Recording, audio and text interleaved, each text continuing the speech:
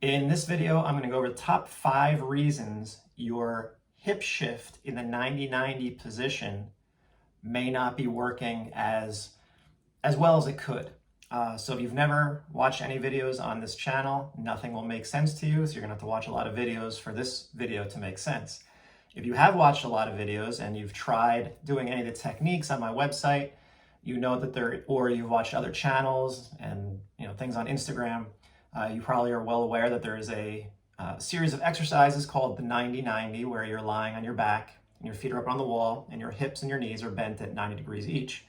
And sometimes just pick your butt up and you're trying to feel your hamstrings. Other times you pick your butt up and then you're trying to do a hip shift. Now the hip shift occurs because here's the pelvis. The typical pattern has the left ilium forward compared to the right side. So if it was looking at you, the left side comes forward, right side moves back a little bit, and the entire pelvis turns to the right or orients to the right. That's the normal pattern. Most people are going to be in this position. Okay.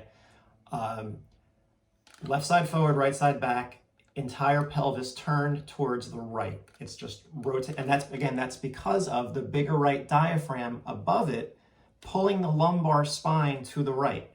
So the pelvis has to go with it. The sacrum and the ilium on the left have to go with that lumbar spine that's being pulled to the right by the bigger right diaphragm. That's why we tend to stand with our weight over on that right side. And yes, I know some people say, and in fact they may be standing with their weight on their left, but that is compensation. It's not the underlying pattern. You still have this underlying pattern of pelvis turned to the right with the left side forward, the right side back. It's called the left AIC pattern. Okay, so if you lie down like that on your back, when you go to sleep or when you're lying down, just in general, you're still in that position. Not everything doesn't just even out. So you're lying down with the left side forward and the right side back. Most people will say, if I ask them in this position which side of their body they feel more in contact with the ground, they'll say the right side. I hope they say the right side. If they say the left side, I know something's gone wrong. Now they have extra layers of compensation going on. So they're well aware of their right side in contact with the floor, while the left side is not as in contact, and they can feel this.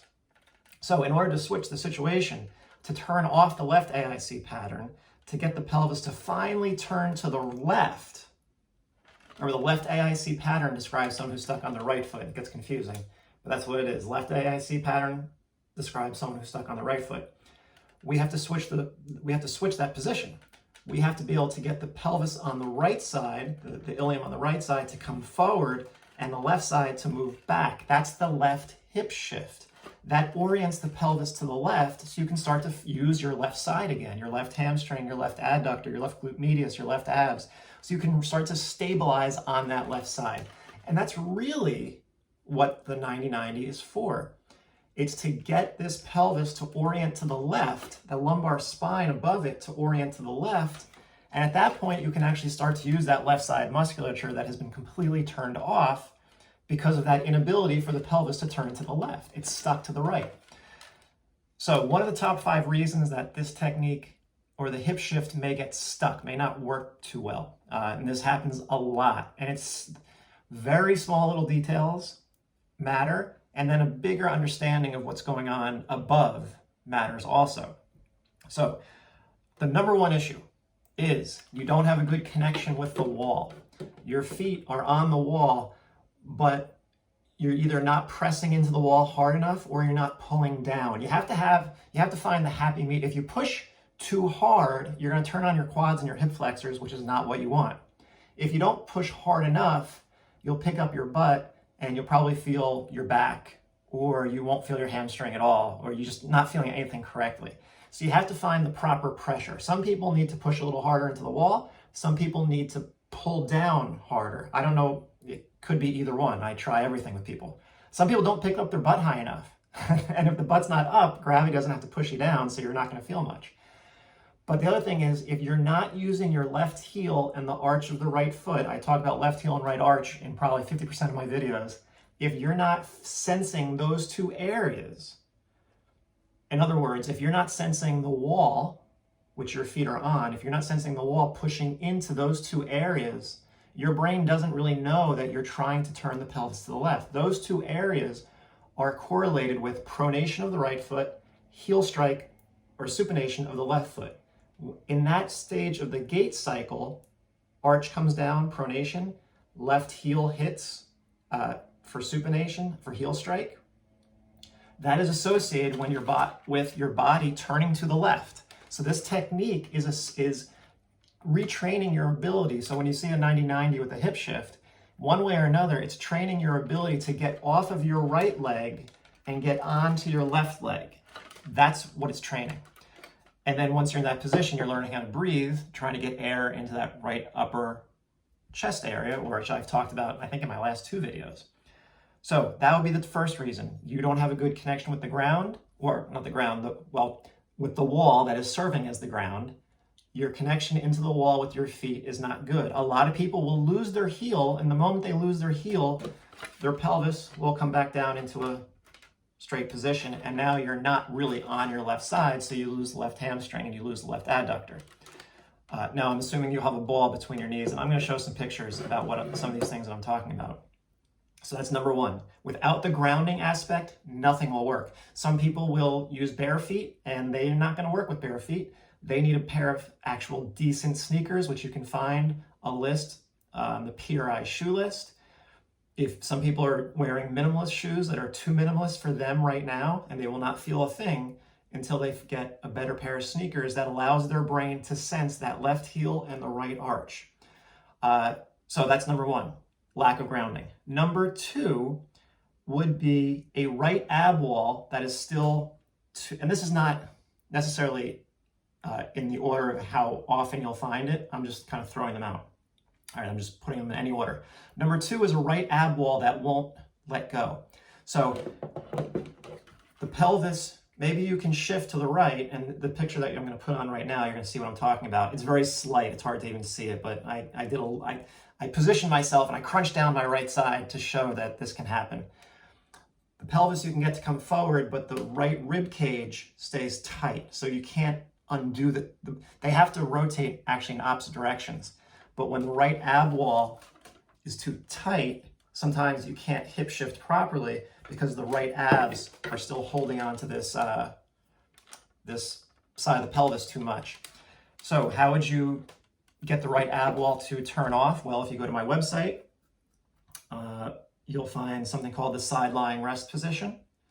Because in my beginner program, side lying rest position, if you breathe in that position appropriately, that right ab wall will turn off. If you see in the picture of that technique, if you push your left knee down into the towel and you feel your left adductor at the same time, pretty sure that right ab wall is going to let go. And then you redo the technique and you might find, then you go back to the 90-90 and you may find that you can actually hip shift without restriction. So that would be number two, is the right ab wall staying too tight. Number three, your lats. Probably the right lat staying too overactive. It's keeping your spine in a little bit too much extension, so it kind of keeps your pelvis stuck forward. It might happen for bilaterally, okay? Or, so it might happen on both sides. Or the right lat may be overactive. Either way, lats extend your spine. And if you can't get those lats to relax, your spine stays extended and then you can't hip shift appropriately. So how could you fix that? Well, on my site, I'm going to write in the card right there. Maybe it's on this side, I'm not sure. That is the video to the right, to the lat inhibition. I'm using TRX straps. You can do it like that. Or you can hold on to a chin-up bar and do it. But the back, you have to do it properly. That's the other thing. Just doing it doesn't mean that it's going to work if you're not doing it properly. There's so many little details. I'm pretty sure I explained everything in the video. But everything has to be done properly, otherwise it will not work. And there's little adjustments that often need to be made. And you're going to see what can happen in this next picture. So here, if I saw this situation occurring, it could be one of two things. So I've said the first top three were lack of grounding. Number two would be tight ab wall. Number three, lats that are still too overactive. Number four, if this were someone doing it, not me, and they do hip shift, you can see they are hip shifted. That right knee is higher than the left. So the right hip is forward compared to the left, but their legs are still a little bit too much to the right. They actually haven't, we call it lateralized. They haven't lateralized. They haven't gotten their body truly to the left side. Their brain is not recognizing the wall under that left heel and that right arch appropriately, because those knees are still, the legs are a little bit to the right when they need to be more to the left. That happens a lot. And it's hard to see it online, especially. But you have to look for that. A lot of people, they're like, yeah, they are hip shifted, but they don't realize that their legs are a little bit too far to the right, so it doesn't work. But what might hold them there? Well, it could be a tight right lower butt, we call it right inferior glute max. I have a video for that. Or it could be a tight posture. So that would be down at the, here's the pelvis, the right leg would be right in here, right in there. And then, so sometimes in the back, down where my pinky is, the glute down in that area can get tight, and part of the adductor, the inner thigh, also can get tight because it's holding you over on that right side and holding the pelvis on the right side back in extension. So that can get overactive, and sometimes you have to release that through the stretch that I show in the video, and that could then that will often be what allows the person then to hip shift without restriction. And then the other part could be, number 5, could be a tight posterior left. So here's the left side. In the back up here, not as low as the other one on the right side, higher, the left posterior hip capsule on the left often gets tight. And if that's tight, again, you won't be able to shift into that left hip won't come back appropriately because it's too tight back here. Because remember, the femur, the leg in the pelvis, has to be able to attain the right position also. But because that posterior joint area has become, the hip capsule area has become too tight and restricted, it's holding that left leg in externally rotated position, and it's holding the pelvis on the left forward and out. And until you can loosen that up, you can't get that left pelvis to come back and in. All right, so it's like this. We need it to go like this, and the posterior hip capsule on the left side can often be restrictive. Most people probably are restricted, at least a little bit on both sides. Sometimes just doing the techniques themselves without any extra inhibition. Now, inhibition is not a stretch. That's the important difference. There is no one, stretching does almost nothing for most people. Why? Because stretching is dumb, in a sense. Inhibition, on the other hand, what's the difference? Inhibition is a neurological process of educating your brain as to why those two areas that might be tight don't need to be tight anymore.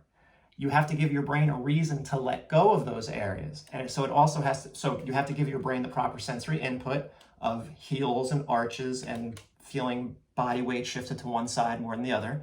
And then breathing has to be the other part.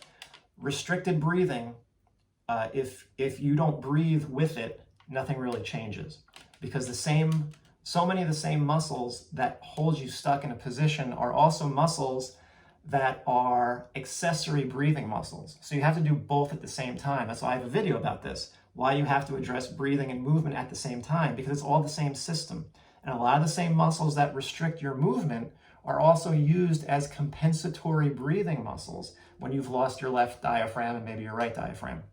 So the inhibition techniques on the left side, when you do that standing left posterior hip capsule stretch, now inhibition technique, now I call it compression. What you're really doing, I showed the video for the fact that you're actually compressing. You're standing and you're shifting into your left hip, and your brain is feeling compression through that left hip and really sensing the ground underneath your left heel, and that's what allows that that area to inhibit.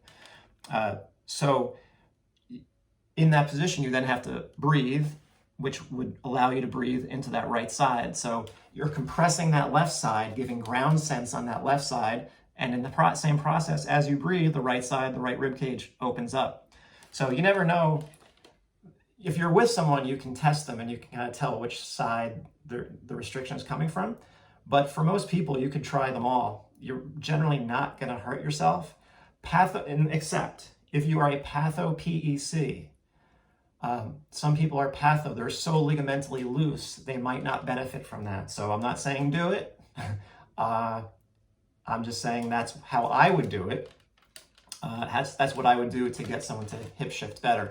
But again, if they were someone who's ligamentally loose, maybe, if they have EDS, Ehlers-Danlos syndrome, if they are hypermobile, or if they have tremendous amounts of neck tension, I wouldn't tell anyone to do anything without me, inspecting them, not inspecting them, but working with them directly, because that neck may be tight for a reason, covering up for dysfunction that there's no way I'll know about unless I'm working with somebody in person.